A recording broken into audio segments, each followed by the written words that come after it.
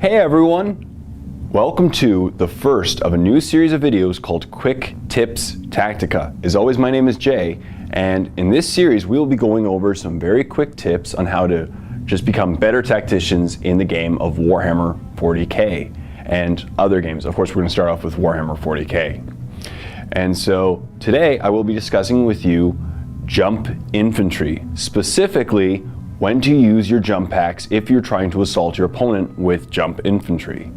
Now, almost every army in Warhammer 40k has access to jump infantry, and some of them are pretty awesome. For example, the scoring troops of the Blood Angels can be jump infantry, or the awesome gargoyles of the Tyranids. They're just great. They're not scoring, but they're really fun to play with as well. And just every army has access to them, and many competitive lists these days include jump infantry. Now, one of the awesome things about jump infantry is that they can use their jump packs to move 12 inches during the movement phase. And this allows them to quickly close the gap between you and your opponent. Many jump infantry squads, such as this Blood Angel squad, are designed to get in close combat and just destroy your opponent in close combat. However, many people forget that jump infantry actually can use their jump packs in either the movement phase or the assault phase.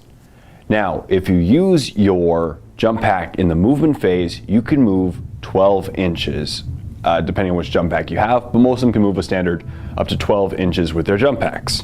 And then they can assault if they want as normal in the following phase. They roll 2d6, add that distance together, and that's how far they get. However, many people forget that they can actually use their jump packs in the assault phase rather than the movement phase. So during the movement phase, they move a standard 6-inch movement instead of the other 12, and then they can use their jump packs in the assault phase.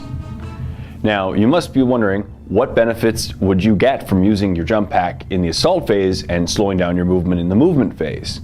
Well, first of all, you get the ability to re-roll any distances you want for your charge distance. So you get to re-roll that distance. If you don't make it, or if you don't get enough that you don't get your entire squad into close combat, you can re-roll this if you're using your jump packs during the assault phase. Furthermore, you also get Hammer of Wrath attacks. And what a Hammer of Wrath attack is essentially an auto hit at initiative step 10 for every guy in base to base in your squad with the opposing squad. So you get 5 hits, meaning forced wound. And essentially that means more dead orcs. And to wound, it's just the normal strength of your person versus the toughness of the other person, with no modifiers for things like power fists, or if you're a monster creature. And so, if you use your jump packs in the assault phase, there are actually some really nice benefits and can help you win a game if you use them during the correct phase properly. But that begs the question, at what distance do you use your jump pack for movement in the movement phase or during the assault phase to help get you into close combat and to give you those extra Hammer of Wrath attacks? And that's what we will be covering in this Tactica video. So let's say there's a squad of orc boys right here, and you really want to assault them this turn. Now, depending on how far you are away, you may want to use your jump pack during the assault phase or the movement phase. I've labeled off 6 inches, 12 inches, 18 inches, and 24 inches away from these orc boys. Since the maximum assault range of an assault marine or a jump infantry is typically 24 inches. So let's say your assault marines are 24 inches away from your opponent. Now the answer is pretty simple. If you want to assault them this turn, you have to use your jump pack. Jump all the way to 12 inches and then roll to see if you can get lucky and get in the assault range. Now this range assault would be very unlikely overall. And this is still the case if you're at 24 inches or 22 inches or 20 inches, right? You want to use your jump pack at this phase because if you used your normal movement, you would be too far away to assault your opponent, since the maximum range you can assault is 12 inches. So you have to get at least to the 12-inch mark. If you started at the 6 inches, it's a pretty simple situation. because you would not use your jump pack in this case. You would just move up the final 6 inches during the movement phase and then use your jump pack in the assault phase to assault your opponent. And then that way you get your Hammer of Wrath attacks. However, as you approach and get closer and closer to your opponent for distance, the decision becomes unclear of whether or not to use your jump pack in the movement phase or the assault phase. And so if you start at 18 inches away from your opponent, once again, I would recommend using your jump pack to jump all the way to 6 inches away from your opponent and then assault in. Statistically, you should pass that distance. Now, if you're unlucky, it unfortunately happens.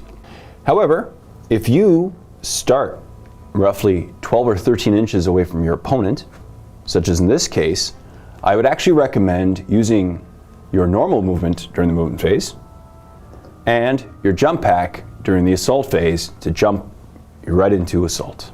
The reason being is when you use your jump pack, you have the ability to re-roll your assault distance.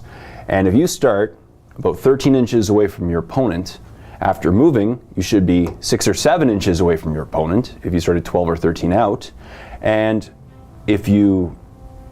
as long as you don't roll unlucky, you should be easily able to get into close combat. If you started 7 inches away from your opponent and you had 2 chances to roll a 7 or greater on 2 dice, statistically speaking, you would have a less than 15% chance of failing. And if you started 12 inches away from your opponent, move down to 6, and then assault, the probability of not rolling 6 or greater on 2 dice, with the ability to re-roll any number of dice that you want, is less than 7%. So 13 out of every 14 times, you will get into assault, you will get your Hammer of Wrath attacks, and this should result in more dead orc boys. Now, this is assuming that you can actually hurt your opponent with Hammer of Wrath attacks. But what would happen if we were to change these orc boys with, say, this Wraith Knight?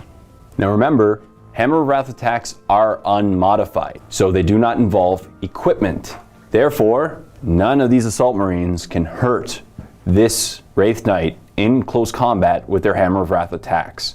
So if you're ever assaulting a high toughness monstrous creature that you can't hurt with your Hammer of Wrath attacks, always use your jump packs during the movement phase just to get as close as possible and increase your chances of getting into assault with it so you can hurt it with a power fist. So, thank you very much for watching this Quick Tip Tactica video. I really hope you enjoyed it. And please leave a comment in the comment section down below if you can think of any tactics that you would like to add to this, or any tactics that you would like for us to cover in future videos. So thank you very much for watching. Until next time, this is Jay saying, happy wargaming, everyone.